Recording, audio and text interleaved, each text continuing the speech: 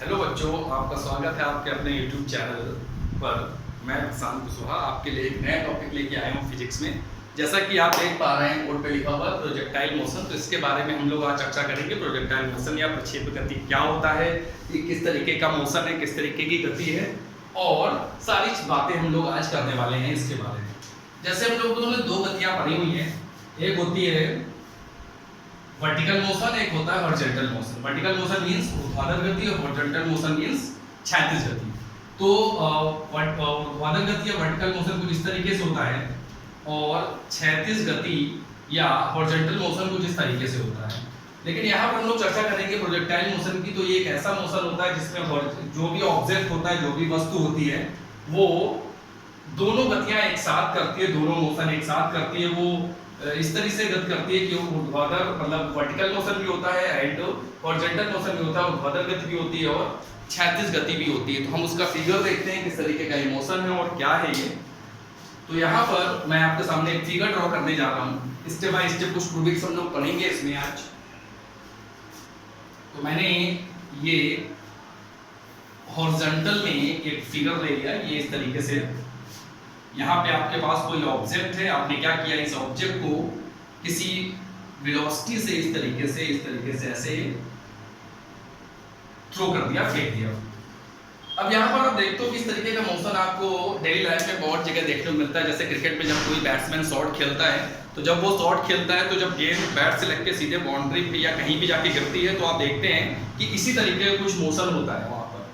तो ये हमने एक फिगर आपके सामने ड्रॉ किया है। अब यहाँ पर सपोज इसकी इनिशियल वेलोसिटी, जो भी ऑब्जेक्ट है आपका, उसकी जो इनिशियल वेलोसिटी है वो u है, और ये हॉरिजॉन्टल से क्षैतिज से किसी एंगल थीटा पे इसको हमने थ्रो किया है। तो क्या अगर हम 90 डिग्री एंगल हॉरिजॉन्टल से ले लेंगे तो वर्टिकल मोशन हो जाएगा, और 0 डिग्री ले लेंगे तो हॉरिजॉन्टल मोशन हो जाएगा। तो कोई बीच का एंगल हम लोग ले लेते हैं, बीच का कोण, जिस पर हमने इस ऑब्जेक्ट को थ्रो कर दिया है u वेलोसिटी से, u वेग से। इसके बाद क्या होता है, ये ऑब्जेक्ट ऐसे जाएगा ऊपर। पहले तो ये आप देख पा रहे हैं कि ये ऑब्जेक्ट सीधे ऐसे जाता है, पहले तो लगातार ऊपर जा रहा है, फिर हॉरिजॉन्टल आता है और फिर डाउनवर्ड डायरेक्शन में जाना स्टार्ट कर देता है। तो आपको पता होगा यहाँ पर हम लोग u की को दो पार्ट्स में डिवाइड कर देंगे, एक हॉरिजॉन्टल, दूसरा वर्टिकल, क्षैतिज, ऊर्ध्वाधर। दो टू डायरेक्शंस में हम इसको ब्रेक कर देंगे इस वेलोसिटी को। तो यहाँ पर अगर आप देखें तो इधर क्या आ जाएगा आपका, जैसे आपको मैं बता देता हूँ, इधर आ जाएगा आपका u cos थीटा, और इधर आ जाएगा आपका, या फिर ऐसे भी आप लिख सकते हैं, इधर आप ux लिखते हैं और इधर आप लिखते हैं uy। तो यहाँ पर जो ux मैंने क्या किया, जो आप जैसे आपका कोई भी वैल्यू है, जैसे ये कोई भी मान सपोज आप a लेट कर लो, ये एंगल थीटा है, तो इसको हम टू डायरेक्शंस में वर्टिकली एंड हॉरिजॉन्टल हम इसको ब्रेक कर सकते हैं। तो इसको हम लिख सकते हैं बच्चों a cos थीटा, और हम इधर बच्चों लिख सकते हैं a sin थीटा। इसके बारे में अभी मैं आपको इतना ही बता दे रहा हूँ, यही आपको प्रोजेक्टाइल मोशन में हमें ये करना है। इसका ये कैसे होता है, क्या होता है, इसके प्रूविंग हम लोग बाद में देख लेंगे। तो अभी आप केवल इतना देख लें कि यहाँ पर आपकी u वेलोसिटी है, और इसके हमने ये थीटा डिग्री एंगल पर है। तो मैंने क्या किया, इसकी टू डायरेक्शंस में हम इसको ब्रेक कर देंगे, हॉरिजॉन्टल एंड वर्टिकल, क्षैतिज, ऊर्ध्वाधर। तो यहाँ पर ये आ गया आपका, इधर हमने ux ले लिया, इधर हमने uy। और अगर आप ध्यान से देखें तो ux की वैल्यू जो होगी, ux की जो वैल्यू होगी वो आप देखें अगर ध्यान से, तो यहाँ से ux की वैल्यू क्या रहने वाली है, जिधर एंगल होता है उधर cos आता है, और जिधर एंगल इधर इस साइड आप देख पा रहे हो एंगल, जिधर cos आएगा, तो ux की वैल्यू आ जाएगी u cos theta, and uy की वैल्यू जो आ जाएगी वो आ जाएगी u sin थीटा। तो ये हमने बच्चों क्या किया कि u को टू पार्ट्स में, u जो आपकी वेलोसिटी थी, इनिशियल वेलोसिटी, जिस वेलोसिटी से आपने ऑब्जेक्ट को थ्रो किया है, उसको मैंने टू पार्ट्स में डिवाइड कर दिया, वर्टिकल एंड हॉरिजॉन्टल। तो ux की value u cos theta, uy की वैल्यू u sin थीटा।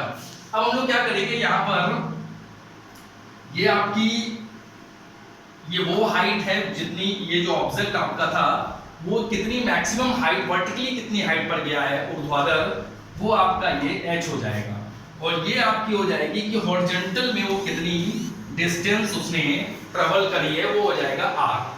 तो यहाँ पर हम लोग क्या करते हैं, ये आपका कैपिटल R हो जाएगा, ये आपका स्मॉल h हो जाएगा। और यहाँ से हम लोग सबसे पहले जो यहाँ पर बच्चों हम देख पा रहे हैं कि प्रोजेक्टाइल मोशन या प्रक्षेप गति होता क्या है, इसमें जब किसी ऑब्जेक्ट को या वस्तु को हम फेंकते हैं, थ्रो करते हैं, तो दोनों मोशन एक साथ ट्रेवल करता है। देख पा रहे हो कि जो भी ऑब्जेक्ट ये ऐसे जा रहा है, या आप सपोज यहाँ से यहाँ पर ये पहुंच गया, तो आप एक चीज ध्यान दे पा रहे हो कि ये दोनों मोशन एक साथ कर रहा है, मतलब ये इसमें दोनों डिस्प्लेसमेंट हो रहे हैं, ये दो डायरेक्शन में ट्रैवल कर रहा है। मतलब ये 2D, अगर आप देखें तो ये फिगर जो आप प्रोजेक्टाइल मोशन है आपका, ये 2D मोशन है। मतलब इसमें अगर आप देखें तो कोई भी ऑब्जेक्ट सपोज यहां से थ्रो किया गया, यहां पहुंचा, तो आप देखेंगे कि इसने हॉरिजॉन्टली डिस्टेंस भी ट्रैवल करी है और वर्टिकल डिस्टेंस भी ट्रैवल करी एक साथ। मतलब उसी टाइम में सपोज ये स्मॉल t टाइम में यहां से यहां पर पहुंचा, ये सपोज वो है स्मॉल t टाइम में ये यहां से यहां तक पहुंचा, तो इसी टाइम इंटरवल में इसने हॉरिजॉन्टली ये डिस्टेंस ट्रैवल करी है और वर्टिकली ये डिस्टेंस, यानी एक साथ एक ही टाइम में ये ऑब्जेक्ट दो डिस्टेंस ट्रैवल कर रहा है, हॉरिजॉन्टली भी और वर्टिकली भी। जब किसी ऑब्जेक्ट को आप हॉरिजॉन्टली फेंकते हैं, थ्रो करते हैं, तो केवल हॉरिजॉन्टल डिस्टेंस को ट्रैवल करता है, और जब वर्टिकली आप थ्रो करते हैं तो केवल वर्टिकली डिस्टेंस को ट्रैवल करता है। लेकिन प्रोजेक्टाइल मोशन जो कि 2D है, तो एक साथ टू डायमेंशंस में ट्रैवलिंग होती है एक साथ में। तो यहाँ पर मैंने क्या किया, यहाँ पर सपोज आप इसको आप x एक्सिस सेलेक्ट कर सकते हैं, इसको आप y एक्सिस सेलेक्ट कर सकते हैं। तो सबसे पहले बच्चों इसमें कुछ प्रूविंग्स हैं, हम आपको इसकी लिमिटेशंस भी बताएंगे कि प्रोजेक्टाइल मोशन की लिमिटेशंस क्या क्या है, प्रोजेक्टाइल मोशन जो होता है वो किन किन कंडीशंस में होता है और कब नहीं होता है, उसकी लिमिटेशंस हैं कुछ, वो अभी हम डिस्कस करेंगे। पहले हम लोग ये जान लेते हैं प्रोजेक्टाइल मोशन है क्या। तो प्रोजेक्टाइल मोशन, अगर आपसे ये पूछता है कोई प्रोजेक्टाइल मोशन है क्या, तो प्रोजेक्टाइल मोशन एक कुछ इस तरीके का मोशन है, इसमें जो भी ऑब्जेक्ट आप ट्रैवल करता है वो एक साथ हॉरिजॉन्टली एंड वर्टिकली दोनों मोशन करता है एक साथ। तो यहाँ पर हमने वेलोसिटी को 2 पार्ट्स में डिवाइड कर दिया, जो मैंने नीचे लिखा, जिधर एंगल होता है उधर कॉस लेते हैं, दूसरी तरफ साइन आता है।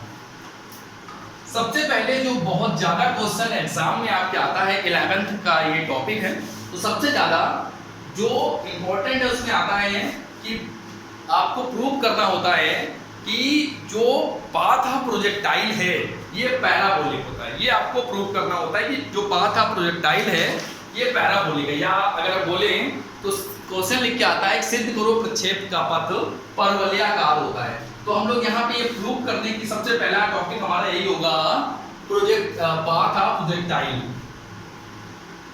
Path of projectile.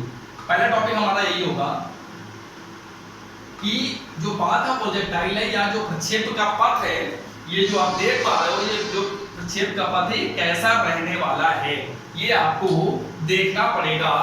तो हमें सबसे पहले प्रूविंग ये करनी है कि प्रक्षेप का पथ हमारा परवलयाकार होता है, ये सिद्ध करो। तो हम चलो चलते हैं इसको कैलकुलेट करते हैं हम लोग। तो सबसे पहले आप क्या देखेंगे कि सपोज हमने कोई ऑब्जेक्ट यहां से थ्रो किया, यहां से, ठीक है, और ये सपोज हम यहाँ पर कोई पॉइंट ले लेते हैं A, यहाँ पर B, या कोई भी पॉइंट ले सकते हैं, यहाँ पर C, मैंने x axis y axis show किया है, मैंने एक पॉइंट ले लिया। सपोज ये ऑब्जेक्ट जो आपका O पर था, ये जो O पर आपका कोई ऑब्जेक्ट था, सपोज वो स्मॉल t टाइम, कितने टाइम में, स्मॉल t टाइम जो है वो स्मॉल t टाइम में सपोज ये जो आपका ऑब्जेक्ट है वो पॉइंट कहाँ पर पहुंच गया, A पर। लेट कर लिया हमने कि लेट जो हमारा ये ऑब्जेक्ट था वो स्मॉल t टाइम में O से A पर पहुंच गया। अब आप ध्यान से देखें, जब वो O से A पर पहुंचा स्मॉल t टाइम में, तो उसने ये डिस्टेंस, दो डिस्टेंस ट्रेवल करी है, ये हॉरिजॉन्टल एंड ये वर्टिकल। तो हम लोग क्या करते हैं, जो वर्टिकल डिस्टेंस है हमारी, इसको हम लोग y लेट कर लेते हैं, और जो हॉरिजॉन्टल डिस्टेंस इसने ट्रेवल करी है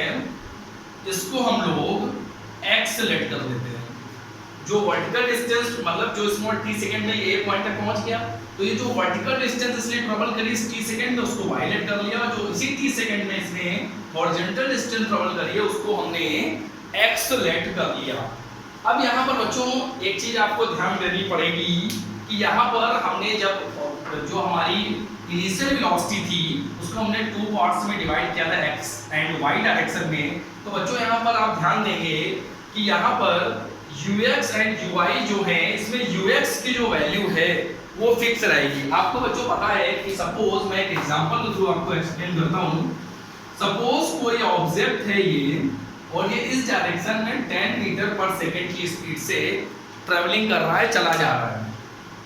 तो बच्चों अगर इस पर कोई भी फोर्स अप्लाई नहीं हुआ किसी भी डायरेक्शन में, कोई भी फोर्स इस पे अप्लाई नहीं हुआ अगर, तो इसकी स्पीड ऑलवेज 10 मीटर पर सेकेंड ही रहने वाली है। इस पे कोई भी चेंज नहीं आएगा। Newton's first law of motion आपने पढ़ा होगा कि कोई भी ऑब्जेक्ट की जो स्पीड है वो वही रहेगी जब तक उस पर कोई एक्सटर्नल फोर्स अप्लाई नहीं होता। तो अगर ये 10 की स्पीड से जा रहा है तो इसकी स्पीड कितनी रहने वाली है 10। तो लेकिन अगर आपने इस पे कोई फोर्स अप्लाई कर दिया इसकी मोशन की डायरेक्शन में, या फिर आपने कोई फोर्स अप्लाई कर दिया इसके मोशन के अपोजिट डायरेक्शन में, तो क्या होगा, इसकी स्पीड में चेंज आ जाएगा। अगर आप डायरेक्शन में फोर्स अप्लाई करेंगे तो इसकी स्पीड इंक्रीज कर जाएगी, और अपोजिट डायरेक्शन में फोर्स अप्लाई करेंगे तो इसकी स्पीड डिक्रीज कर जाएगी। इसको बोलते हैं एक्सेलरेशन यानी त्वरण। और जब अपोजिट डायरेक्शन में फोर्स अप्लाई होता है, बल अप्लाई होता है, तो इसको बोलते हैं रिटार्डेशन यानी वेलोसिटी आपकी कम हो जाएगी। तो यहाँ पे बच्चों आप देखें कि जो ये दो वेलोसिटीज हैं आपके पास, टू वेलोसिटीज हैं, तो जो वर्टिकल वेलोसिटी है इस डायरेक्शन में आपका इस डायरेक्शन में आप पे एक्सीलरेशन वर्क कर रहा है, वो ग्रेविटेशनल एक्सीलरेशन है। तो ये वेलोसिटी जो है वो कंटीन्यूअस चेंज होगी, क्योंकि यहाँ पर ग्रेविटेशनल एक्सीलरेशन वर्क करने लगेगा जब आप वर्टिकली मोशन करेंगे। लेकिन बच्चों आप अगर ध्यान दें तो जो हॉरिजॉन्टल वेलोसिटी है ux, इस डायरेक्शन में इस पूरे मोशन में कोई भी एक्सीलरेशन या कोई भी रिटार्डेशन अप्लाई नहीं हो रहा, कोई फोर्स ही नहीं है। जब तक कोई फोर्स अप्लाई नहीं होगा तब तक एक्सीलरेशन या रिटार्डेशन की बात हम कर ही नहीं सकते, क्योंकि जब किसी ऑब्जेक्ट पे फोर्स अप्लाई होता है तभी उसमें एक्सीलरेशन या रिटार्डेशन होता है। तो अगर हम ध्यान से देखें यहाँ पर, तो यहाँ पे वर्टिकली तो आपका ग्रेविटेशनल एक्सीलरेशन वर्क करेगा, लेकिन हॉरिजॉन्टली कोई भी फोर्स या एक्सीलरेशन या रिटार्डेशन नहीं है जो हमारी हॉरिजॉन्टल स्पीड को चेंज करे। यानी जो ux है इसको ना तो कोई कम कर सकता है ना कोई बढ़ा सकता है। तो यहाँ पर कोई भी इस डायरेक्शन में हॉरिजॉन्टल या क्षैतिज दिशा में कोई भी बल या फोर्स काम नहीं कर रहा है। तो ना त्वरण है, ना मंदन है, ना एक्सीलरेशन है, ना रिटार्डेशन है, तो इस पे कोई भी इफेक्ट नहीं आएगा। एक चीज और बच्चों आपको हम बता दें कि जब आपके दिमाग में ये क्वेश्चन आ रहा होगा कि जब हम किसी बॉल को या किसी स्टोन को या किसी को भी थ्रो करेंगे, फेंकेंगे, तो वहां पे एयर रेजिस्टेंस होगा, वायु का प्रतिरोध होगा। तो बच्चों मैं आपको बता दूं कि जब हम लोग प्रोजेक्टाइल मोशन पढ़ रहे हैं तो एयर रेजिस्टेंस को हम नेग्लेक्ट करते हैं, उसको नेग्लिजिबल मानते हैं, या बिल्कुल ऐसा लेते हैं कि वहां पर वैक्यूम है, एयर है ही नहीं, या है भी तो इस पर कोई भी इफेक्ट नहीं डालेगा। अगर आप एयर रेजिस्टेंस को लेंगे तो एयर रेजिस्टेंस, सपोज आप ऑब्जेक्ट को ऐसे फेंकना इधर की तरफ, एयर इधर है, तो उसकी हॉरिजॉन्टल वेलोसिटी पे वो इफेक्ट डालेगी, ux को चेंज करेगी। तो यहाँ पर हम लोग एयर रेजिस्टेंस को नहीं लेंगे। जैसा कि मैंने आपको बताया, मैं आपको इसकी बताऊंगा लिमिटेशंस के बारे में, सीमाएं क्या है प्रोजेक्टाइल मोशन की प्रक्षेपण गति की, उसकी मैं चर्चा बाद में करूंगा। तो अभी बच्चों मैं यहाँ पर आपको ये बताना चाहता हूँ कि अभी एयर हमने आपको बता दिया, वायु का प्रतिरोध या एयर रेजिस्टेंस को नहीं लेंगे हम, तो ux फिक्स रहेगा, uy आपका चेंज होने वाला है क्योंकि यहाँ पर g वर्क कर रहा है। तो मैंने क्या बोला आपसे, आप O से A पर स्मॉल t सेकंड में पहुंचे तो आपने ये डिस्टेंस हॉरिजॉन्टली ट्रेवल करी OD और वर्टिकली AD। तो यहाँ पर बच्चों आपने एक फॉर्मूला पढ़ा होगा, speed is equals to distance upon time. ये आपने 6, 7, 8 क्लास में पढ़ा होगा, लेकिन आपको ये पता होना चाहिए कि ये फॉर्मूला यूज कब होता है। ये फॉर्मूला हम लोग तभी यूज करते हैं जब आप उस जो भी ऑब्जेक्ट है उसकी स्पीड जो है वो फिक्स रहे, स्पीड जो हो वो कांस्टेंट हो। और स्पीड कांस्टेंट का मतलब होता है एक्सीलरेशन या रिटार्डेशन जीरो। इसका ये मतलब है, ये फॉर्मूला आप तभी यूज कर सकते हैं जब आपकी स्पीड कांस्टेंट हो। स्पीड कांस्टेंट होने का मतलब है कि ना तो आपके पास एक्सीलरेशन है, ना तो आपके पास रिटार्डेशन है, यानी ना त्वरण ना मंदन। तो चाल इसको बोलते हैं चाल बराबर दूरी बटे समय। तो ये फॉर्मूला हम तभी यूज करेंगे जब आप पे की स्पीड कांस्टेंट हो। और अगर आपकी स्पीड कांस्टेंट नहीं है, यानी कम हो रही है, ज्यादा हो रही है, यानी आपके पास एक्सीलरेशन है या रिटार्डेशन है, तो आप जानते हो इक्वेशन ऑफ मोशन को यूज करते हैं। इक्वेशन ऑफ मोशन के लिए भी मैंने आपको लास्ट वीडियो में बताया था कि इक्वेशन ऑफ मोशन के लिए भी आप तभी यूज कर सकते हो जब आपकी वेलोसिटी तो कांस्टेंट ना हो, वेलोसिटी चेंज हो रही हो, बढ़ रही हो, घट रही हो, लेकिन एक्सीलरेशन कांस्टेंट होना चाहिए। तो अगर वेलोसिटी कांस्टेंट है, चाल कांस्टेंट है, आपकी वेग कांस्टेंट है, तो आप ये फॉर्मूला लगा सकते हो। लेकिन अगर ये नियत नहीं है, बदल रहा है, यानी आपके पास त्वरण है, तो आप इक्वेशन ऑफ मोशन, लेकिन अगर त्वरण भी बदल रहा है तो आप इंटीग्रेशन। तो बच्चों यहाँ पर चलते हैं, हम इसको हटाते हैं, इसका कोई काम नहीं है अभी।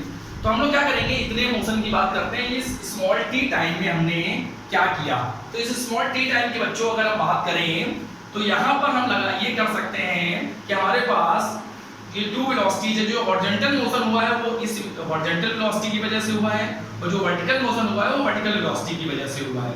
तो हॉरिजॉन्टल मोशन को हमने एक्सेलरेट किया है, यानी ओडी को मैंने एक्सेलरेट किया है, एंड एडी को मैंने वाई लेट किया है। तो अगर मैं हॉरिजॉन्टल मोशन की बात करूं बच्चों, तो मैंने बोला अभी कि हॉरिजॉन्टल वेलोसिटी आपकी फिक्स रहेगी, क्योंकि इस डायरेक्शन में कोई भी फोर्स या एक्सीलरेशन रिटार्डेशन नहीं है। तो आप यहाँ पे लगा सकते हो distance is equals to speed into time. Distance आपका x है, डिस्टेंस मतलब दूरी बराबर चाल गुणे समय, स्पीड इनटू टाइम, तो स्पीड बच्चों आपकी ux है, और टाइम बच्चों आपने t लेट किया, राइट।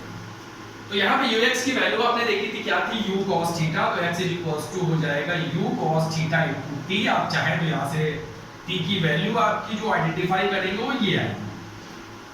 अब हम लोग वर्टिकल मोशन की बात करते हैं। तो वर्टिकल मोशन की अगर आप बात करोगे तो यहाँ पर मैंने आपसे बोला था ये यहाँ पर स्मॉल g है, ग्रेविटेशनल एक्सेलरेशन है, तो uy फिक्स नहीं होगा, तो यहाँ पर आपको इक्वेशन हाँ g फिक्स होगा, स्मॉल g जो है वो फिक्स होगा, क्योंकि स्मॉल g फिक्स होगा तभी आप इक्वेशन ऑफ मोशन अप्लाई कर पाएंगे। एक्सेलरेशन फिक्स होना कंपल्सरी है इक्वेशन ऑफ मोशन के लिए। तो यहाँ पर बच्चों हम लोग क्या करने वाले हैं, हम लोग लगाने वाले हैं h equals to ut plus half at square. ये फॉर्मूला आप सभी ने पढ़ा है, सेकंड इक्वेशन ऑफ मोशन। अब बच्चों इसका यूज थोड़ा सा देखेंगे कि इसका यूज कैसे होगा इस क्वेश्चन में। तो यहाँ पर बच्चों हम लोग क्या करने वाले हैं, थोड़ी सी कंडीशंस देखेंगे, साइन वाइन हमें थोड़ा सा ध्यान देना पड़ेगा यहाँ पर।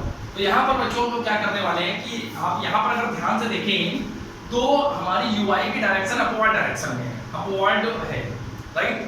एंड सेकेंड कंडीशन जी तो आप जानते हो ऑलवेज डाउनवर्ड डायरेक्शन में होता है। एंड हम लोग अगर बात करते हैं u आपका ui अपवर्ड है, h डिस्प्लेसमेंट होता है, राइट। तो डिस्प्लेसमेंट आप नीचे से ऊपर जा रहे हो, तो डिस्प्लेसमेंट आपकी वेक्टर क्वांटिटी, तो इसमें भी डायरेक्शन होती है। तो डिस्प्लेसमेंट की डायरेक्शन क्या होती है, initial point to final, initial position to final position. तो बच्चों अगर आप ध्यान से देखें, जैसे आप यहाँ पर हैं और आप यहाँ पे पहुँच गए, ए पे थे आप बी पे पहुँच गए, तो ए से जब बी पे आप पहुँचे तो डिस्प्लेसमेंट की जो डिस्प्लेसमेंट यहाँ से ये हुआ, और जो डिस्प्लेसमेंट की डायरेक्शन होगी वो initial position to final position, प्रारंभिक बिंदु से अंतिम बिंदु। तो बच्चों हम लोग क्या करने वाले हैं कि यहाँ पर थोड़ा सा देखेंगे साइन का, कि आपको कोई एक डायरेक्शन जो है वो पॉजिटिव लेट करनी पड़ेगी। सपोज मैं क्या करता हूँ, मैंने ये डायरेक्शन लेट कर ली पॉजिटिव अपनी तरफ से। आप कोई भी एक, या तो ये डायरेक्शन पॉजिटिव लेट करेंगे या तो ये डायरेक्शन, कोई भी एक डायरेक्शन आप अपने मन से पॉजिटिव लेट कर सकते हैं अपने हिसाब से, राइट। कोई एक डायरेक्शन, आप ये डायरेक्शन भी पॉजिटिव ले सकते हैं, आप ये डायरेक्शन भी पॉजिटिव ले सकते हैं, आप कोई भी एक डायरेक्शन पॉजिटिव ले सकते हैं। मैं इस डायरेक्शन को पॉजिटिव लेट करके चल रहा हूँ, ये आपको एक डायरेक्शन पॉजिटिव लेनी है, अपवर्ड या तो डाउनवर्ड। तो अब हमने जो डायरेक्शन पॉजिटिव ली है उस डायरेक्शन में जो जो फिजिकल क्वांटिटीज होंगी वो पॉजिटिव होंगे, और जो उसके अपोजिट जिनकी डायरेक्शन होंगी वो नेगेटिव। तो बच्चों अगर आप ध्यान दें तो हमने जो डायरेक्शन पॉजिटिव ली उसी डायरेक्शन में हमारा ui है, तो ये पॉजिटिव। अच्छा h की बात करें तो डिस्प्लेसमेंट है, तो यहाँ पर h के प्लेस पर y आएगा, तो y की डायरेक्शन जो ये इनिशियल पॉइंट हमारा ये था। लेकिन आप अगर वर्टिकली मोशन की बात करो तो आप वर्टिकली मोशन आपका यहाँ से यहाँ हुआ है, आप यहाँ से यहाँ गए हो वो से, लेकिन वर्टिकली मोशन जो हुआ है d से a हुआ है, तो आप इधर से इधर गए हो तो इसकी डायरेक्शन ये होगी, ये हमारे पॉजिटिव की डायरेक्शन में, तो ये आपका क्या हो जाएगा प्लस का y, ui हो जाएगा। वर्टिकल मोशन लेंगे, t टाइम तो वही है जो यहाँ से यहाँ तक का सेम टाइम ये, सेम टाइम ये, प्लस हाफ a के प्लेस पर आपका g आएगा, क्योंकि वर्टिकली मोशन हो रहा है। अब g देखो बच्चों, मैंने आपसे बताया या आपने हमेशा पढ़ा होगा, जो g की डायरेक्शन होती है वो ऑलवेज डाउनवर्ड होती है, कभी चेंज ही नहीं होती। तो g की डायरेक्शन किधर होगी, डाउनवर्ड डायरेक्शन में, ये फिक्स है। तो हमने पॉजिटिव लिया है अपवर्ड डायरेक्शन, तो हमारी डायरेक्शन में जो जो होंगे वो सब पॉजिटिव होंगे, जो हमारी अपोजिट डायरेक्शन में होंगे वो नेगेटिव। तो ये अपोजिट डायरेक्शन में है, तो ये g क्या हो जाएगा बच्चों, माइनस एंड टी स्क्वायर। तो यहाँ से बच्चों हम लोग क्या करेंगे, y इक्वल्स टू ui की वैल्यू पुटअप कर देंगे, ui की वैल्यू है u sin थीटा, और t की वैल्यू पुटअप कर देंगे तो x upon u cos theta minus, यहां पर बच्चों क्या आ जाएगा, माइनस आ जाएगा, एंड ये आ जाएगा g, और यहां पे भी t की वैल्यू रख देंगे तो x स्क्वायर, t की वैल्यू रखेंगे तो x square upon u square cos square theta. तो बच्चों क्या आ गया, y equals to u sin theta, y equals to u, अब थोड़ा सा इसको चेंजमेंट करते हैं, u से u बच्चों आपका क्या हो जाएगा, कैंसिल हो जाएगा। sin theta upon cos theta आपने मैथमेटिक्स में पढ़ा होगा, sin theta upon cos theta क्या होता है, tan थीटा, तो मैं इसको x tan थीटा लिख देता हूं, minus gx square upon u square cos square theta. अब इस इक्वेशन को आप ध्यान से देखें, y equals to tan theta x minus g x square upon 2u square, 2, अच्छा बच्चों 2 यहाँ पर मिस हो गया है, ये हमने g लिखा था, t की वैल्यू रख दी, और ये 2 हमने मिस कर दिया है, यहाँ पे 2 लिख देते हैं, तो ये आ जाएगा 2u square cos square theta, और ये x स्क्वायर। अब इस इक्वेशन को ध्यान से देखो, आपने मैथमेटिक्स में पढ़ा होगा, आपने मैथमेटिक्स में पढ़ा होगा पैराबोला, एलिप्स, तो पैराबोला के आपने कुछ इक्वेशंस पढ़ी जैसे y square equals to 4ax, x square equals to 4ay, इस तरह की कुछ इक्वेशंस आपने पढ़ी। तो यहाँ पे आप दोनों इक्वेशंस को, इसको देखो और इसको देखो, यहाँ पर क्या लिखा हुआ है, y square equals to 4x, यहाँ लिखा है x स्क्वायर इक्वल्स टू 4, दोनों इक्वेशंस में आप ध्यान से देखें, तो यहाँ पे y की पावर 2 है और x की पावर 1 है, यहाँ पर x की पावर 2 है और y की पावर 1 है। तो जब भी कभी 2 वेरिएबल्स में कोई इक्वेशन हो और उन दोनों वेरिएबल्स में से किसी एक वेरिएबल की पावर 1 हो और दूसरी वेरिएबल की पावर 2 हो, तो वो इक्वेशन एक पैराबोला को रिप्रेजेंट करती है। तो यहाँ पर अगर आप ध्यान से देखें तो यहाँ पर दो इक्वेशंस थी बिल्कुल सेम, आप इस इक्वेशन को ध्यान से देखें, यहाँ पे भी 2 वेरिएबल्स हैं x एंड y, और 2 वेरिएबल्स में अगर आप ध्यान से देखें तो y जो वेरिएबल है इसकी पावर 1 है और जो x है इसकी पावर 2 है। तो जब भी कभी किसी इक्वेशन में 2 वेरिएबल्स हो और उन दोनों वेरिएबल्स में से किसी एक वेरिएबल की पावर 1 हो और दूसरे वेरिएबल की पावर 2 हो, तो वो एक पैराबोला या परवलय को रिप्रेजेंट करता है या निरूपित करता है। तो यहाँ से ये प्रूव होता है कि जो हमारा पाथ ऑफ प्रोजेक्टाइल है वो कैसा होता है, पैराबोलिक होता है, या प्रक्षेप का पथ कैसा होता है, परवलयाकार होता है। ये एग्जाम में 11th में बहुत ज्यादा क्वेश्चन आता है कि prove that the path of projectile is a parabolic, या प्रक्षेप का पथ परवलयाकार होता है। तो आपको ये इक्वेशन प्रूव करके लानी है, y equals to x tan theta या tan थीटा x, आप जो भी लिख सकते हैं, minus gx square upon 2u square cos square theta x square. ठीक है बच्चों, आगे चलें, मेरे हिसाब से आपको समझ आया होगा। इसके बाद जो हमारा सेकेंड टॉपिक है बच्चों, तो ये पहला टॉपिक हो गया हमारा पाथ ऑफ प्रोजेक्टाइल जो हमें समझना था। तो दूसरा टॉपिक है बच्चों हमारा वो है flight time of projectile, flight time of projectile.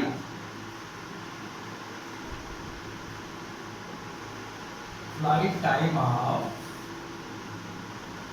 Projectile, flight time of projectile. Flight time of projectile का मतलब उड्डयन काल। सीधे सीधे शब्दों में अगर हम इसको समझें तो फ्लाइट टाइम का मतलब आप समझ सकते हो कि यहाँ से आपने किसी ऑब्जेक्ट को थ्रो किया और वो यहाँ पर आके गिरा, तो यहाँ से फेंकने से लेकर यहाँ पे गिरने तक, यानी जिस प्लेन से, जिस समतल से उसको फेंका गया और उसी समतल में जब वो दोबारा गिरा, तो इसके बीच में जो टाइम इंटरवल था, जो भी टाइम बीता, वही आपका होता है फ्लाइट टाइम ऑफ प्रोजेक्टाइल। या सीधे शब्दों में कहें तो वो ऑब्जेक्ट या वो स्टोन कितने समय तक हवा में रहा, कितने समय तक उसने एयर में फ्लाइट किया।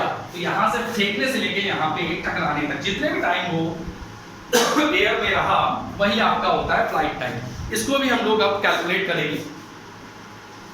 बच्चों इसको कैलकुलेट करते हैं, तो जब इसको हम लोग कैलकुलेट करेंगे बच्चों, थोड़ी सी चीजें और देख लेते हैं। ये डायरेक्शन वाली चीज आप ध्यान रखेंगे। यहाँ पर मैं इसको हटा देता हूँ, उसकी अब कोई जरूरत नहीं है, तो मैं इसको हटा देता हूँ। एक चीज बच्चों मैं बताना चाहूंगा, जैसे आपका ये ऑब्जेक्ट यहाँ से थ्रो किया गया, अब यहाँ पर एक क्वेश्चन हमें लगता है ऐसा, जैसे यहाँ से ऑब्जेक्ट गया और यहाँ पर गया, यहाँ से ये मैक्सिमम हाइट पे पहुंच गया, मतलब जितनी हाइट तक वो जा सकता था, वो जिस भी स्पीड से थ्रो किया गया तो यहाँ पर पहुंचा बी पर। फिर उसके बाद देखेंगे आप यहाँ से फिर वो डाउनवर्ड डायरेक्शन नीचे आना शुरू कर देता है और ऊपर नहीं जाता, मतलब यहाँ से ऐसे गया, यहाँ फिर ये और ऊपर ना जाके नीचे आना शुरू कर देता है।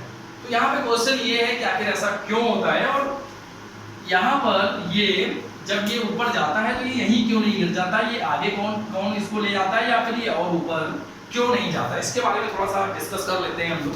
तो बच्चों देखेंगे आप, जब हम यहाँ पर पहुंचेंगे तो हमारी जो भी वेलोसिटी होगी वो इस डायरेक्शन हॉरिजॉन्टल होगी, और जब आप हॉरिजॉन्टल हैं इस तरीके से हैं आप, तो आप इसको डिवाइड नहीं कर सकते टू पार्ट्स में, क्योंकि हॉरिजॉन्टल आप ऑलरेडी हैं तो आप इसको डिवाइड नहीं कर सकते। तो आप ये ध्यान रखेंगे जब आप बी पॉइंट पर पहुंचेंगे ना, तो आपकी हॉरिजॉन्टल वेलोसिटी तो होगी जो होगी, लेकिन वर्टिकल वेलोसिटी इस समय जो आपकी होगी वो जीरो। जब आप यहाँ पे पहुंचेंगे, जब हाईएस्ट पॉइंट पे पहुंच जाएंगे, तो आपकी वर्टिकल वेलोसिटी यानी ऊर्ध्वाधर वेग जीरो हो जाएगा, केवल आपके पास कौन सा वेग होगा, क्षैतिज वेग। तो यहाँ पे पहुंचने के बाद आपके पास ऊर्ध्वाधर वेग नहीं रहेगा, केवल आपके पास क्षैतिज वेग रहेगा, हॉरिजॉन्टल वेलोसिटी रहेगी, और वर्टिकल वेलोसिटी आपकी यहाँ पर जाकर क्या हो जाती है, जीरो हो जाती है।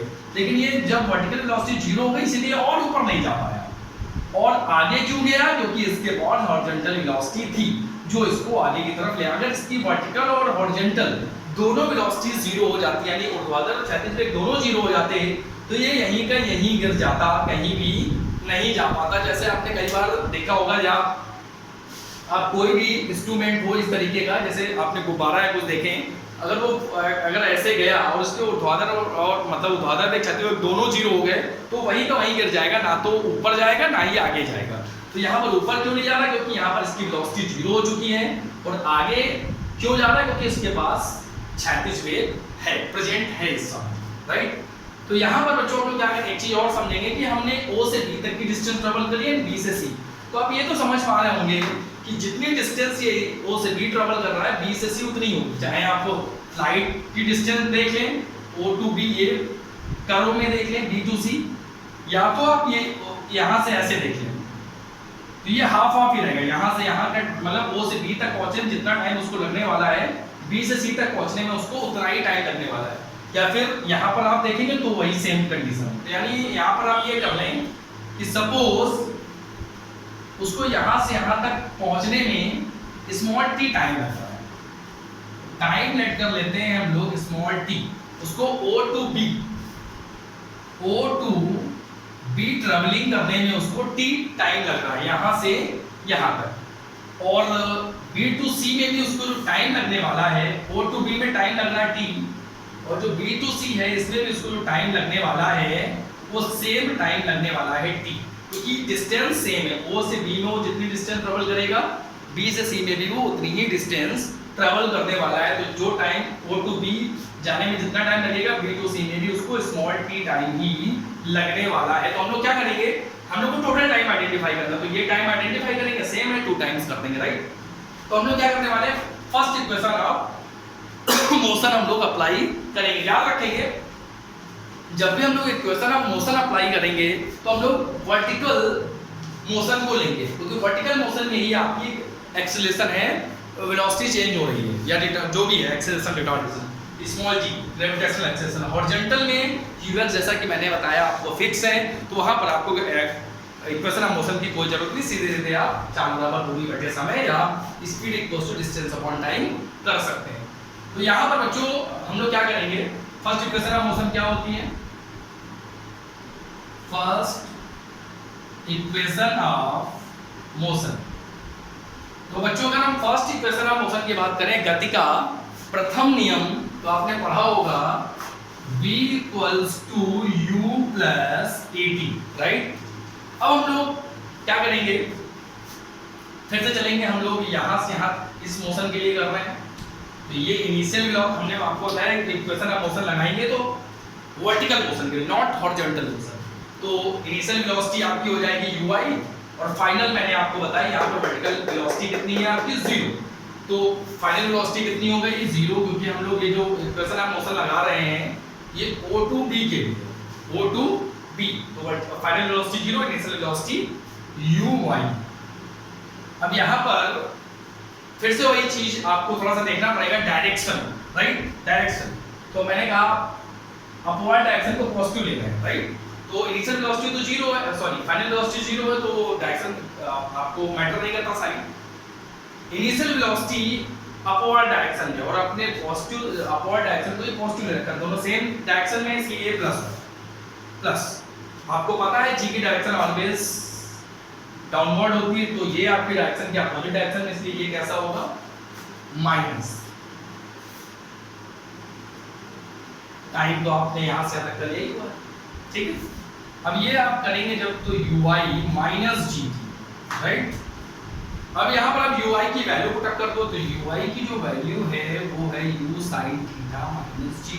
ये माइनस इधर आके हो जाएगा प्लस, तो ये u sin थीटा। अब क्या कर सकते हैं, g से उधर डिवाइड कर दें। जब आप g से उधर डिवाइड करेंगे तो t इक्वल्स टू हो जाएगा u sin theta upon g, right.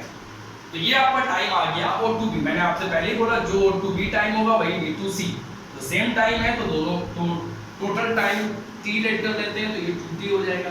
Total time period, हमें फ्लाइट टाइम टोटल टाइम पता करना है, कितनी देर आपका जो भी ऑब्जेक्ट है वो हवा में था। तो ये T इक्वल्स टू 2, हमने ये भी T टाइम लगेगा, ये भी T टाइम, तो टोटल 2T, तो 2 और u sin थीटा बाई जी। हम नॉर्मली इसको इस तरीके से लिख सकते हैं। तो आपका फ्लाइट टाइम या उड्डयन काल क्या आ गया, capital T equals to 2u sin theta by G, right. तो ये हमारा एक टॉपिक और कंप्लीट हुआ प्रोजेक्टाइल मोशन से रिलेटेड। नेक्स्ट टॉपिक की तरफ चलते हैं, जिसे हम लोग बोलते हैं हाइट ऑफ प्रोजेक्टाइल। अब बच्चों हम लोग क्या करेंगे, हाइट ऑफ प्रोजेक्टाइल आइडेंटिफाई करेंगे। ये भी बिल्कुल ऐसा ही है, बिल्कुल इसी तरीके से इसको भी करना है। आप लोग ध्यान से वीडियो को देखें ताकि आपको एक एक चीज समझ आए, और हर चीज को समझते हुए हम लोग आगे चलेंगे। आप पूरा वीडियो देखें तब तो आप हमसे जुड़ पाएंगे और हमारी सारी कॉन्सेप्ट को समझ पाएंगे। नेक्स्ट टॉपिक की तरफ अपने चलते हैं, प्रोजेक्टाइल मोशन से रिलेटेड है, वो प्रक्षेप्य गति से, और वो है हमारा height of projectile, right. Height of projectile. अब बच्चों हम लोग हाइट ऑफ प्रोजेक्टाइल की बात करने वाले हैं, तो हाइट ऑफ प्रोजेक्टाइल ये आपको दिख रहा है, मतलब हाइट ऑफ प्रोजेक्टाइल का मतलब वर्टिकली वो मैक्सिमम कितनी हाइट तक वो ऑब्जेक्ट गया, वो हम लोग डिस्कस करने वाले हैं। कि वर्टिकली वो कितनी हाइट तक गया है, मैक्सिमम कितनी वर्टिकली उसने मैक्सिमम कितनी हाइट ट्रैवल करी है। सीधी सी बात है, आपको O2B के लिए जाएंगे, और अगर हम इसके लिए देखें तो हम लोग O2B की बात करेंगे, और अगर हम लोग O2B की बात करेंगे तो इसमें आपको टाइम T लग रहा है, वो ठीक है। तो सबसे पहले हम लोग क्या करते हैं, O2B के लिए चलेंगे, तो यहाँ पर हम लोग इक्वेशन ऑफ मोशन यूज करेंगे। हम लोगों को हाइट पता करनी है, यानी h, यानी थर्ड इक्वेशन ऑफ मोशन हम लोग यूज करेंगे। इसमें कौन सा, थर्ड, इसमें टाइम T लग रहा है। हम लोग O2B जा रहे हैं तो हम लोग को टाइम T यूज कर रहे हैं, तो हम लोग third equation of motion use करने वाले हैं। क्या होता है बच्चों third equation of motion, v² equals to u² plus 2as, right. अब अपने हिसाब से इसको यूज करेंगे, जनरल फॉर्मूला है, कैसे यूज करना है वो हम लोग देखते हैं। फाइनल वेलोसिटी आपको पता है, O2B में जाएंगे तो वर्टिकली, हमने एक चीज आपसे हर बार बोल रहे हैं, फिर से बोलेंगे कि जब भी इक्वेशन ऑफ मोशन यूज करेंगे तो हम लोग वर्टिकल मोशन के लिए, नॉट हॉरिजॉन्टल। तो v फाइनल वेलोसिटी कितनी है, हम O2B चल रहे हैं, तो इनिशियल वेलोसिटी ये फाइनल 0। फाइनल 0 क्यों थी, क्योंकि यहाँ पे horizontal velocity, purely horizontal velocity है, वर्टिकल रही नहीं। हम लोग पार्टीशन कब करते हैं, जब किसी हॉरिजॉन्टल से किसी एंगल पर वेलोसिटी होती है। प्योरली हॉरिजॉन्टल है, हॉरिजॉन्टल जाएगा 0 तक, तो वर्टिकली 0 जाएगा। तो u कितना है बच्चों, तो यहाँ पर भी थोड़ा सा डायरेक्शन आपको देखना पड़ेगा। आपने पॉजिटिव डायरेक्शन ये ले रखा है, तो ये तो इनिशियल वेलोसिटी 0 के 0 साइन से मतलब ये फाइनल 0 के इनिशियल ui है, तो ui का स्क्वायर प्लस 2, एक जगह g आएगा, डायरेक्शन नीचे हमने अपवर्ड डायरेक्शन में पॉजिटिव ले रखा है, तो यहाँ पे ये माइनस हो जाएगा।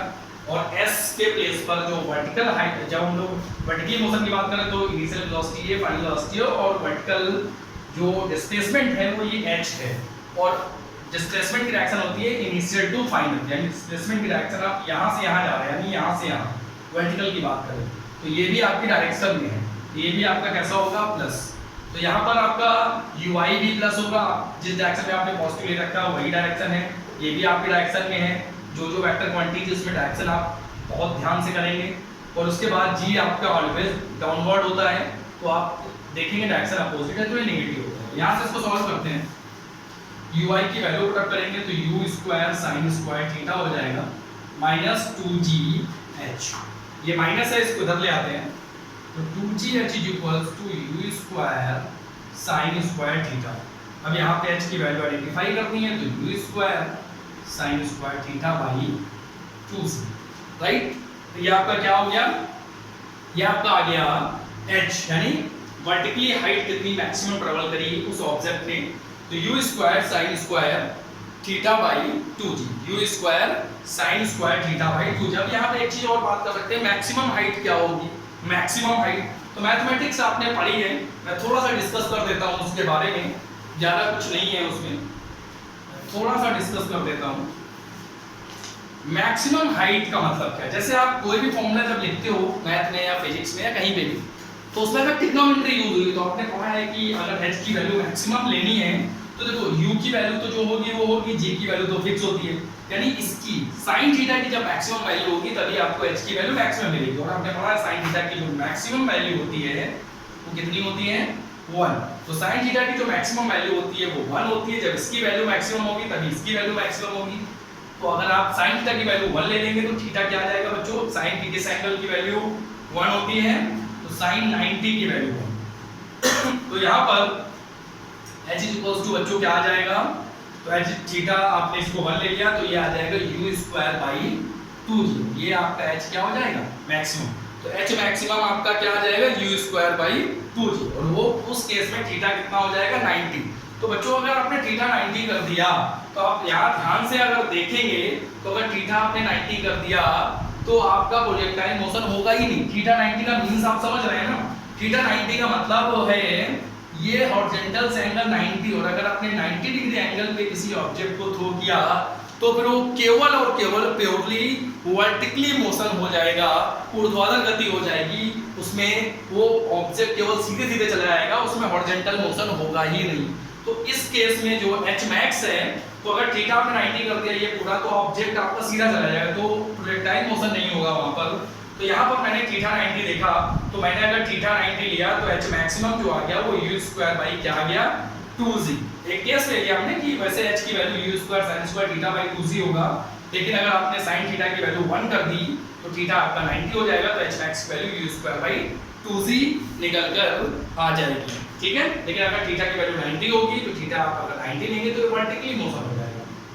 अब बच्चों हम लोग चलते हैं अपने थर्ड प्रूविंग की तरफ, इसी से रिलेटेड प्रोजेक्टाइल मोशन से, रेंज ऑफ प्रोजेक्टाइल यानी परास, जो ऊर्ध्वाधर ये जो आपकी गति हो रही है इसकी परास क्या रहने वाली है। परास मींस आप समझते हैं ना, रेंज मतलब मैथमेटिक्स में रेंज आप पढ़ते हैं, इसको रेंज बोलते हैं। इसने जैसे हमने हाइट कवर करी वैसे इसने हॉरिजॉन्टल में या क्षैतिज दिशा में कितनी दूरी, मतलब यहां से फेंका गया, O से फेंका गया C पे गिरा, तो O से C क्या है, मतलब कितनी दूर गिरा जाके हमसे, ये हमें यहाँ पर आइडेंटिफाई करने की जरूरत पड़ेगी। तो आपको हमने बताया था कि दो मोशन यहाँ पर होते हैं, दोनों एक दूसरे से अलग होते हैं, मतलब दोनों डिपेंडेंट नहीं होते, इंडिपेंडेंट होते हैं दोनों मोशन एक दूसरे से।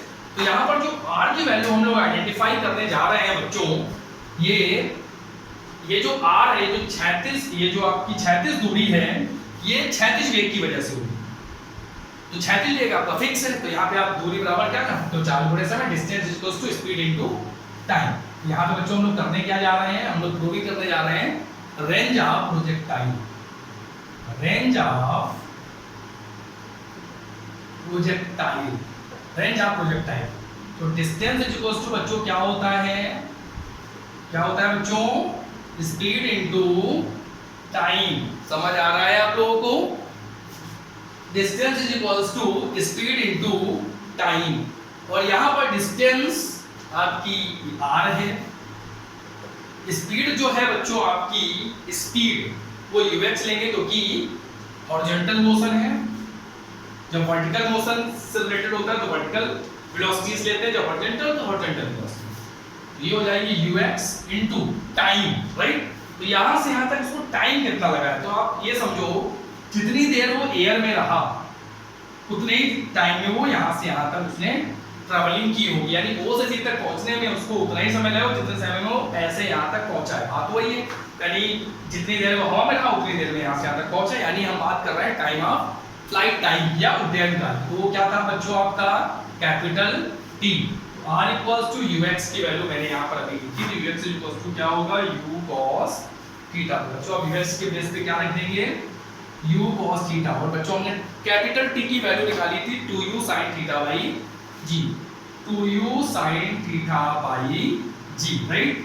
इसको सॉल्व करते हैं बच्चों, तो यहां पर क्या होगा ये 2 हो जाएगा, यहां पे u into u कर देते हैं तो u स्क्वायर, और ये हो जाएगा 2 sin theta cos theta by g। बच्चों आपने फॉर्मूला पढ़ा होगा मैथमेटिक्स में, 2 sin है cos है sin 2 है, u square sin 2 theta by g। ये आपकी प्रूविंग होती है कैपिटल R की। क्या आती है कैपिटल R की proving, u square sin 2 theta by g। ये आपके रेंज या परास आ गई। अब यहाँ पे बच्चों कुछ कंडीशंस है उनको देख लेते हैं। फिर से वही R की मैक्सिमम वैल्यू क्या होगी, मैक्सिमम, फिर से वही सामने आपको ट्रिग्नोमेट्री लिखी दिख रही है sin 2 थीटा, जब ये मैक्सिमम होगा तब ये मैक्सिमम। sin 2 थीटा, sin के कोई भी एंगल से मतलब sin दिख गया मतलब मैक्सिमम वैल्यू कितनी होगी 1, और sin की मैक्सिमम वैल्यू जो होती है वो कब होती है 90 डिग्री पर, राइट। sin की मैक्सिमम वैल्यू कब होती है, sin 90 की वैल्यू क्या होती है 1, यानी sin की मैक्सिमम वैल्यू आप यहां देख पा रहे हो, तो sin की मैक्सिमम वैल्यू जो 1, sin के बहुत से एंगल्स के लिए वैल्यू 1 होती है, लेकिन यहां पर हम लोग लेस देन एक्यूट एंगल में बात कर रहे हैं, न्यून कोण में।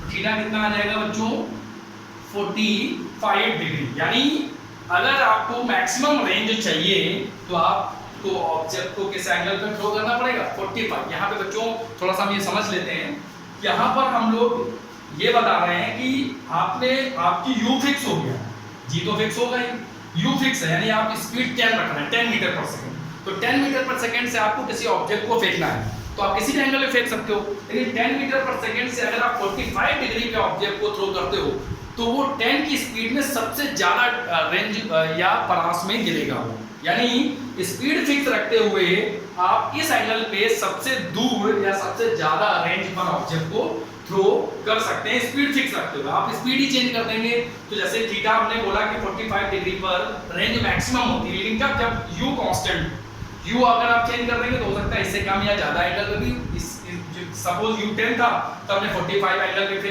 फेंका तो 10 सपोज 20 भी गिरा, आपने u को 100 कर दिया तो एंगल कम भी कर दिया तो भी गिर जाएगा। तो मतलब ये है कि ये जो रेंज है या जो परास है वो थीटा डिग्री पे मैक्सिमम होती है कब, किसी एक कांस्टेंट वैल्यू, एक कोई u की फिक्स वैल्यू के लिए। u की वैल्यू सपोज जैसे हमने आपको एग्जांपल दिया 15 है, तो u 15 है अगर, तो अगर आप 15 मीटर पर सेकंड किसी ऑब्जेक्ट को थ्रो करते हो तो आप किसी भी एंगल में थ्रो कर सकते हो, 10, 20, 10, 20, 50, 40, 90, 80, 70 किसी भी, लेकिन 45 पे जब आप थ्रो करेंगे किसी भी एंगल में थ्रो करेंगे 15 की स्पीड से तो 45 पे रेंज आपको सबसे ज्यादा मिलने वाली है। ठीक है बच्चों, तो ये रेंज आ गई u square sin 2 theta by g। और अगर आपको रेंज मैक्सिमम चाहिए तो साइन, ये मैक्सिमम साइन की वैल्यू 1 होती है, थीटा 45, यानी 45 डिग्री पर आपको r की वैल्यू मैक्सिमम मिलने वाली है। और अगर आप यहाँ sin 2 थीटा की वैल्यू 1 कर देंगे तो r मैक्सिमम जो होगा ये 1 हो जाएगा, तो r मैक्सिमम क्या निकलेगा u square by g। r maximum क्या निकलेगा बच्चों u स्क्वायर बाई g। ये आपकी अधिकतम परास या मैक्सिमम रेंज हो जाएगी प्रोजेक्टाइल मोशन की।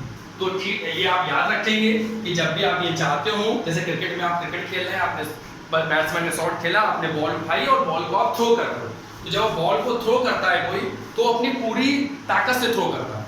अगर बाउंड्री पे पूरी ताकत जितनी तेजी से फेंक सकता है, तो वही बाउंड्री से अगर अलग अलग फील्डर्स फेंकते हैं तो आप देखते हैं किसी फील्डर का थ्रो दूर तक, डायरेक्ट दूर तक जाता है, डायरेक्ट कीपर तक पहुंच जाता है, कुछ का बीच में गिर जाता है तब। तो ये डिपेंड करता है।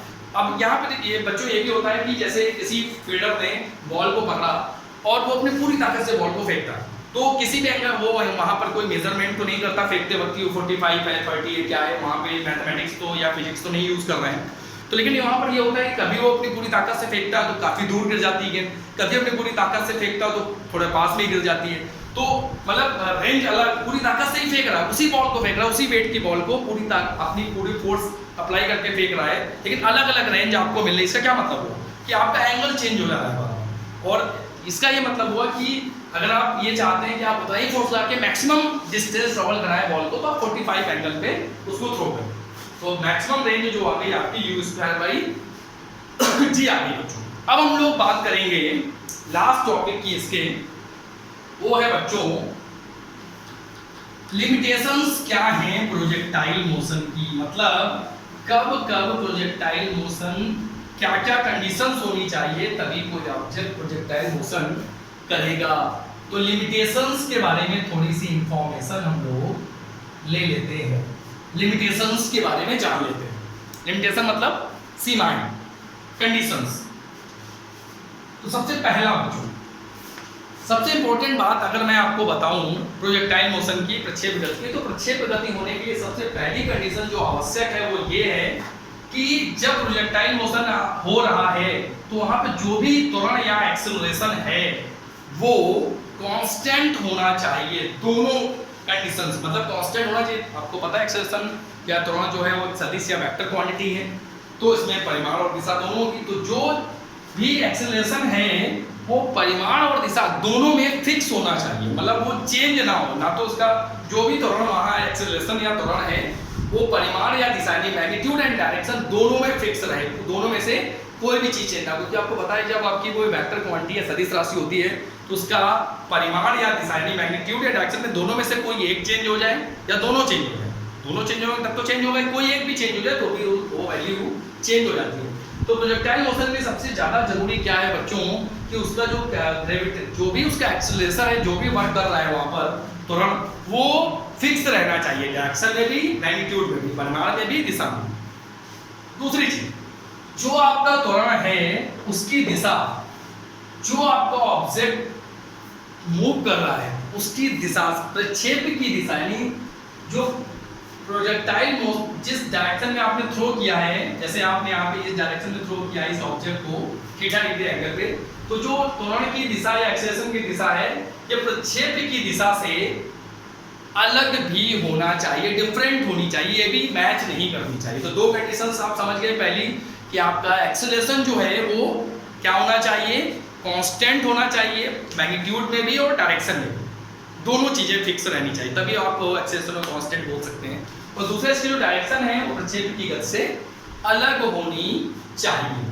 अब मैं लिमिटेशंस की बात कर रहा हूं, जो हमने आपको बताया इसी पे लिमिटेशन। सबसे पहले जो भी ऑब्जेक्ट आप थ्रो कर रहे हो तो उसमें जो आपकी वर्टिकल हाइट है ये बहुत ज्यादा नहीं होनी चाहिए, पहली चीज। यानी जो h है आपका नॉट हाई, मतलब जो h है आपका ये बहुत ज्यादा हाई नहीं होना चाहिए, क्योंकि आपने पढ़ा है फिजिक्स में कि जब आप ज्यादा ऊपर जाते हो या अर्थ के सरफेस से ऊपर जाते हो तो आपका जी डिक्रीज करने लगता है। और हमने तो यहाँ पर क्या होगा कि अगर आपने इस तरीके से किसी ऑब्जेक्ट को फेंक दिया कि वो काफी हाइट पे अर्थ सरफेस से काफी हाइट पे चला गया तो वहां पे जी की वैल्यू वेरी कर जाएगी, लेस हो जाएगी या चेंज हो जाएगी।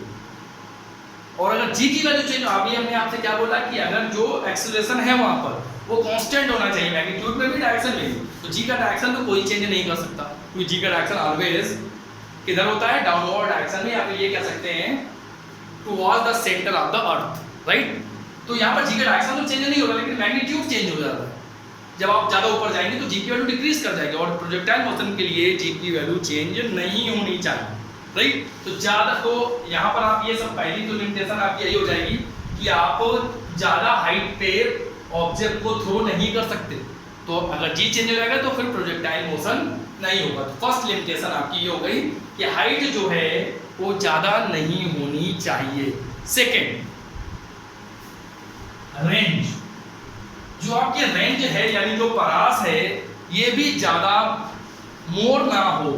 उससे क्या होगा कि आपने जैसे कानपुर में हो और आपने किसी ऑब्जेक्ट को फेंका, वो लखनऊ में गिरा है, राइट, वो लखनऊ में गिरा, तो आप ज्यादा, वैसे आप जी आप पढ़ रहे हो फिजिक्स में, आपने पढ़ा हो जी की वैल्यू 9.8 9.81, कभी कभी न्यूमेरिकल्स में 10 भी होती है।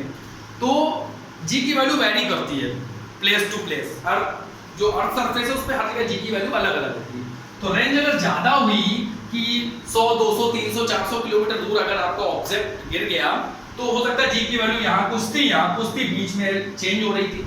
तो फिर से वही प्रॉब्लम, हमने शुरुआत में बोला कि जी की वैल्यू चेंज नहीं होनी चाहिए अगर आपको मोशन प्रोजेक्टाइल रखना है तो पहले केस में ऊपर जाने की वजह से जी डिक्रीज कर रहा था, यानी जी चेंज हो रहा था। अब ज़्यादा दूर गिरने की वजह से भी जी क्या हो रहा है, वैरी कर रहा है, चेंज हो रहा है। तो यहाँ पर भी अगर आपको प्रोजेक्टाइल मोशन कराना है तो आर की वैल्यू भी ज़्यादा नहीं होनी चाहिए, इतनी होनी चाहिए आर की वैल्यू कि जहाँ पर ऑब्जेक्ट जहाँ से फेंका गया है, जहाँ पे गिरे उस बीच में या वहाँ से वहाँ तक जहाँ से थ्रो किया गया और जहाँ पर उसने लैंड किया है वहाँ के बीच में कहीं भी जी की वैल्यू चेंज ना हो, यानी आर की वैल्यू ज़्यादा नहीं होनी चाहिए। ज़्यादा होगी तो आर की जी की वैल्यू चेंज होगी तो आपका मोशन प्रोजेक्टाइल मोशन नहीं होगा। तीसरा, जो ऑब्जेक्ट आपने थ्रो किया है यू वेलोसिटी से, इनिशियल वेलोसिटी से किसी हॉरिजॉन्टल से किसी एंगल पर, थीटा पे, कोई भी एंगल हो सकता है वो एक्यूट एंगल पे, तो जो भी ऑब्जेक्ट आपने थ्रो किया है वो ऑब्जेक्ट की स्पीड ज़्यादा नहीं होनी चाहिए, इतनी ज़्यादा नहीं होनी चाहिए कि उस पर एयर रेजिस्टेंस या वायु का प्रतिरोध काम करने लगे। मैं इसको एक छोटे से एग्जांपल से आपको बताता हूँ। जैसे आप सड़क पे खड़े हैं नॉर्मल, तो आप एयर हल्की सी आपको लग रही है, हवा लग रही है हल्की सी, अगर आप थोड़ा सा चलना चालू करते हैं तो एयर हवा उतनी ही तेज चल रही होती है लेकिन आपको तेजी से लगने लगती है। आप दौड़ना चालू कर देते हैं तो एयर रेजिस्टेंस आपको ऐसा लगता है हवा तेज चलने लगी। और अगर आप यही बाइक पे बैठ के अगर बाइक चला रहे हैं तो हवा जो एयर आपको और तेज लगती है। तो आप देखते होंगे कि एयर वैसी एयर की जो नेचुरल स्पीड है वो वही है। एक बंदा जब आप खड़े थे जब आप दौड़ रहे थे या जब आप बाइक चला रहे थे, एयर उसी स्पीड से चल रही थी नॉर्मली, लेकिन तीनों में कंडीशंस पे अनुभव अलग अलग, एक्सपीरियंस अलग था। आप जब खड़े थे तो एयर की स्पीड आपको कम लग रही थी, जब दौड़ रहे थे तो एयर की स्पीड अगर बहुत तेज है और जब बाइक पे तो और तेज है। यानी यहाँ से क्या हुआ कि अगर आपकी स्पीड जितनी ज़्यादा होगी एयर रेजिस्टेंस आपको उतना ही ज़्यादा एक्सपीरियंस होगा। और यहाँ पर हमने आपको पहले ही बोला था कि एयर रेजिस्टेंस को हम लोग क्या करेंगे, नेग्लेजिबल करेंगे। अगर एयर रेजिस्टेंस नेग्लेजिबल नहीं हुआ तो आपकी हॉरिजॉन्टल वेलोसिटी जो है ये फिक्स नहीं रहेगी। सपोज आप इधर जा रहे हैं और एयर ऐसे मूव कर रही है तो आपकी हॉरिजॉन्टल वेलोसिटी डिक्रीज कर जाएगी, घट जाएगी, क्योंकि आप में फोर्स जो है वो अपोजिट डायरेक्शन में लगेगा। एयर आपके अपोजिट डायरेक्शन में चलेगी और अगर एयर आपकी डायरेक्शन में चल रही है तो आपकी स्पीड को इंक्रीज कर देगी। और इन दोनों ही केसेस में अगर ऐसा हुआ कि आपकी हॉरिजॉन्टल वेलोसिटी इंक्रीज हुई या डिक्रीज हुई तो आपका जो प्रोजेक्टाइल मोशन है वो नहीं हो पाएगा।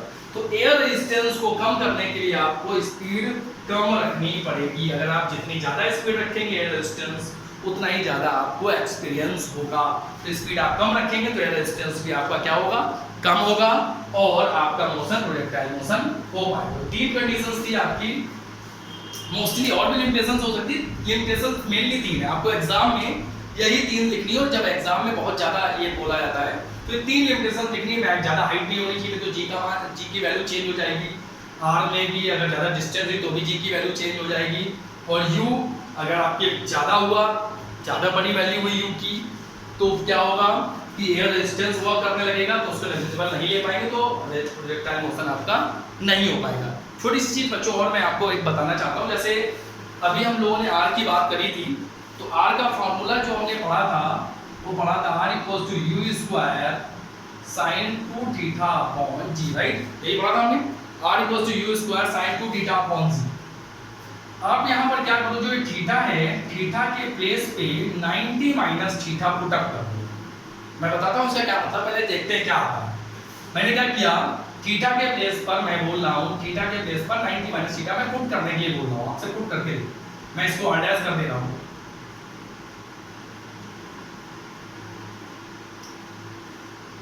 देखते हैं बच्चों क्या आता है इससे। तो यू स्क्वायर साइन, इसको मल्टीप्लाई करा दो, 180 minus 2 theta upon g, right? ये बच्चों क्या आ जाएगा, r dash equals to u square sine 180 minus theta, आपने मैथमेटिक्स से पढ़ा होगा 180 में साइन का साइन ही रहेगा और ये पड़ेगा आपका सेकेंड क्वाड्रेंट में, राइट? और सेकेंड क्वाड्रेंट में साइन पॉजिटिव होता है, 180 में चेंज नहीं होगा तो sine 180 minus theta sine theta, तो ये साइन 2 थीटा अपॉन जी। बच्चों आप देख पा रहे होंगे कि यहाँ पर r की वैल्यू क्या लिखी हुई है, जब एंगल थीटा है तो r की वैल्यू क्या है u square sine 2 theta by g, और जब थीटा के प्लेस पे मैंने 90 माइनस थीटा पुट अप किया तब r डैश की वैल्यू बच्चों क्या आ रही है u square sine 2 theta by g, यानी r और r डैश की वैल्यू कैसी है, सेम, यानी जो रेंज थीटा पर थी वही रेंज 90 माइनस थीटा पर। तो समझ आया बच्चों, इससे आपको ये समझ आ रहा होगा कि अगर आप किसी ऑब्जेक्ट को 30 डिग्री एंगल पे थ्रो करते हैं, किसी सपोज थीटा की वैल्यू कितनी है 30, फिर 90 माइनस थीटा करेंगे तो कितना आएगा बच्चों, थीटा मैंने 30 लेट कर लिया, ये लेट कर लिया मैंने, तो मैंने थीटा का 30 लेट कर लिया, तो 30 आप पुट करेंगे तो ये आएगा 60, और मैंने आपको बच्चों सॉल्व करके दिखाया है कि अगर थीटा के प्लेस पर 90 माइनस थीटा रखते हैं तो भी रेंज जो वही रहती है, चेंज नहीं होती।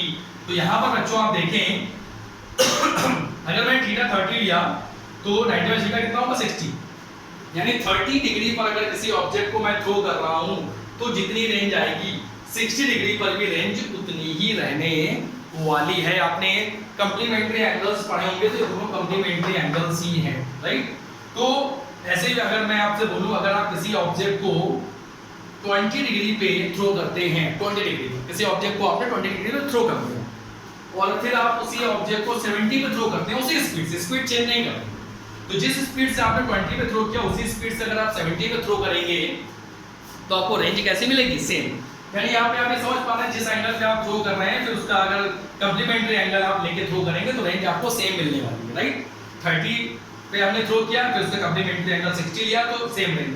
तो अगर कोई किसी एंगल पे कोई ऑब्जेक्ट आप थ्रो करते हो फिर उसके कंप्लीमेंट्री एंगल्स पे आप ऑब्जेक्ट को थ्रो करते हो उसी स्पीड से, तो आपको रेंज जो है वो सेम मिलती है। बस थोड़ा सा यहाँ पे आप फर्क देखेंगे तो ये रेंज सेम रहेगी, आप अगर किसी एंगल पे थ्रो करते हो फिर उसके कंप्लीमेंट्री एंगल पे थ्रो करते हो तो आपको रेंज सेम मिलती है। बस फर्क ये रहता है, जैसे मैं अगर यहाँ पर आपको फर्क बताऊं तो यहाँ फर्क रहता है केवल और केवल फ्लाइट टाइम का, राइट। फ्लाइट टाइम का फर्क रहेगा। फ्लाइट टाइम का फर्क ये आएगा कि 60 और 30 दोनों पे रेंज सेम रहेगी, लेकिन 60 पर फ्लाइट टाइम आपका ज्यादा रहेगा और 30 पे आपका फ्लाइट टाइम कम रहने वाला है। यानी दोनों में रेंज सेम आएगी, लेकिन 60 वाले में जो ऑब्जेक्ट है वो ज्यादा देर हवा में रहेगा, 30 वाले में जो ऑब्जेक्ट है वो थोड़ी देर हवा में रहेगा, लेकिन जो डिस्टेंस रहेगी उसकी इनिशियल पॉइंट से वो दोनों में सेम रहेगी, रेंज दोनों में सेम ही रहने वाली है आपकी, ठीक है बच्चों। तो मैंने आपको ये बता दिया कि अगर आप किसी एंगल 30 पे थ्रो करते हैं या 60 पे थ्रो करते हैं तो आपको रेंज सेम रहने वाली है, बस फर्क आएगा फ्लाइट टाइम का। फ्लाइट टाइम 60 में मोर होगा, 30 में लेस होगा। 60 में ज्यादा देर हवा में रहेगा ऑब्जेक्ट, 30 में कम। वो आपको फ्लाइट टाइम का जो हमने फॉर्मूला पढ़ा था T = 2u sin theta by g, ये पढ़ा है हम लोगों ने, 2u sin थीटा अपॉन जी। अब कुछ बच्चों के दिमाग में ये आ रहा होगा कि सर आपने ये कैसे कह दिया कि 30 60 वाले में फ्लाइट टाइम दोनों 30 और 60 में रेंज सेम रहेगी, लेकिन 60 में फ्लाइट टाइम ज्यादा होगा, 30 में फ्लाइट टाइम कम होगा, ये आपने कैसे कह दिया। तो मैं ये भी आपको बता देता हूँ, थोड़ा सा है, बस देख लेते हैं इसको भी कि आपने ये कैसे कह दिया कि 30 और 60 में रेंज तो सेम है, फ्लाइट टाइम कम ज्यादा कैसे है। तो बच्चों जो आपने ये फॉर्मूला पढ़ा है T = 2u sin theta upon g, तो आपको 30 60 दोनों में सेम स्पीड पे ही थ्रो करना है, ठीक है बच्चों। अब बात आती है यहाँ पर थीटा की, तो थीटा एक 30 पे थ्रो कर रहे हो और एक 60 पे। अब आप ये बताओ कि u तो आपको फिक्स रखना है, 30 पे और 60 पे दोनों ही एंगल्स पे सेम वेलोसिटी से आप थ्रो करेंगे, इनिशियल वेलोसिटी से। g तो आपका सेम ही रहता है, यानी t किस पे डिपेंड कर रहा है, sin थीटा पे। तो जिसके sin थीटा की वैल्यू ग्रेटर होगी जिस एंगल पर, उसका टाइम पीरियड, उसका फ्लाइट टाइम ज्यादा हो जाएगा, और जिसका sin थीटा की वैल्यू कम होगी उसका टाइम पीरियड या फ्लाइट टाइम कम हो जाएगा। बच्चों देखो यहाँ पे अगर हम sin 30 निकालें तो sin 30 की वैल्यू होती है 1/2, और अगर sin 60 निकालें तो उसकी वैल्यू होती है √3/2, यानी sin 60 is greater than sin 30, right. sin 60 की वैल्यू sin 30 से क्या होगी, ज्यादा होगी ना, sin 60 जो है sin 30 से ज्यादा होगा। यानी यहाँ से आप ये समझ गए कि 60 डिग्री में ये u और g तो फिक्स है, यानी जिसका sin थीटा ग्रेटर उसका फ्लाइट टाइम ग्रेटर, तो sin 60 यानी 60 के sin थीटा ग्रेटर हो जाएगा तो उसका टाइम पीरियड ज्यादा होगा। यानी 30 और 60 में रेंज तो सेम रहेगी, लेकिन 60 वाले में टाइम पीरियड ज्यादा होगा या फ्लाइट टाइम ज्यादा होगा और 30 वाले में कम, ठीक है बच्चों। तो ये हमारा टॉपिक हो गया प्रोजेक्टाइल मोशन, उससे रिलेटेड मैंने कुछ टॉपिक्स आपको समझाए। आप इस वीडियो को पूरा देखें, ध्यान से देखें, तभी आप हमसे जुड़ पाएंगे, हमारी बातों को समझ पाएंगे। और बच्चों, अगर आपको ये वीडियो पसंद आए तो आप इसको लाइक करें, सब्सक्राइब करें, बेल आइकन को भी प्रेस करें, ताकि जो भी मैं नए टॉपिक्स डालूँ यूट्यूब पे आपको उसकी नोटिफिकेशन आ जाए। और आपके जो भी फ्रेंड्स हैं, जो भी स्टूडेंट्स हैं, जो 9th 10th 11th 12th में एकेडमिक क्लासेस में हैं, उनके साथ ये वीडियो ज़रूर शेयर करें, ताकि वो भी अच्छे से पढ़ सकें। इसके बाद बच्चों, अब इसमें प्रोजेक्टाइल मोशन जो है, इसमें बचता है न्यूमेरिकल का। न्यूमेरिकल्स आते हैं इसमें, जैसे आप किसी छत पे खड़े हैं, आप किसी ऑब्जेक्ट को नीचे फेंक रहे हैं, हॉरिजॉन्टली फेंक रहे हैं, वर्टिकली फेंक रहे हैं, तो इस टाइप के न्यूमेरिकल्स होते हैं। जैसे आप प्लेन से जा रहे हैं, वहाँ से बम ड्रॉप करते हैं, तो कैसे कहाँ पर गिरेगा, टारगेट क्या होगा, तो बहुत से न्यूमेरिकल्स प्रोजेक्टाइल मोशन से रिलेटेड बहुत से न्यूमेरिकल्स होते हैं। तो इन न्यूमेरिकल्स को मैं नेक्स्ट वीडियो में डिस्कस करूंगा, लेकिन पहले मैं बच्चों आपसे रिक्वेस्ट करना चाहूँगा कि आप इस वीडियो को बहुत ध्यान से देखें। मैंने इस वीडियो में प्रोजेक्टाइल मोशन से रिलेटेड सारे टॉपिक्स को क्लियर किया है, एक एक बेसिक आपको बताया। बहुत ध्यान से इस वीडियो को देखें, क्योंकि फिजिक्स में सबसे इंपॉर्टेंट होता है कॉन्सेप्ट। अगर आप कॉन्सेप्ट समझ गए तो न्यूमेरिकल्स में आपको सिर्फ 10% मेहनत करनी होती है, लेकिन अगर आपको कॉन्सेप्ट नहीं आए तो आप फिजिक्स के न्यूमेरिकल्स नहीं कर पाएंगे। मैथ्स और फिजिक्स में डिफरेंस है कि मैथ्स में अगर आपको टीचर फॉर्मूले बता देता है तो आपको सीधे सीधे फॉर्मूले न्यूमेरिकल्स में यूज करने होते हैं, आप सीधे फॉर्मूले उठाते हो, न्यूमेरिकल्स में यूज करते हो, सॉल्व, कोई कॉन्सेप्ट नहीं। फिर फिजिक्स में अगर आपको कॉन्सेप्ट नहीं क्लियर है तो आप कभी भी फिजिक्स के न्यूमेरिकल्स कर नहीं पाएंगे। तो फिजिक्स में न्यूमेरिकल्स में प्रॉब्लम उन्हीं बच्चों को होती है जो कॉन्सेप्ट को क्लियर किए बिना न्यूमेरिकल्स करना स्टार्ट कर देते हैं। मैथ्स और फिजिक्स में बच्चों ये डिफरेंस है कि फिजिक्स फॉर्मूले लर्न होने चाहिए आपको, वो सही है, लेकिन फॉर्मूले लर्न होने के साथ साथ आपको कॉन्सेप्ट भी पता होना चाहिए। लेकिन मैथ्स में आप फॉर्मूले लर्न करके न्यूमेरिकल्स कर सकते हैं, लेकिन फिजिक्स में नहीं। इसलिए फिजिक्स में पहले आप कॉन्सेप्ट क्लियर करें, उसके बाद न्यूमेरिकल्स। ठीक है बच्चों, इस वीडियो में इतना ही रखते हैं। नेक्स्ट वीडियो में हम लोग इसके न्यूमेरिकल्स करेंगे। Okay, bye.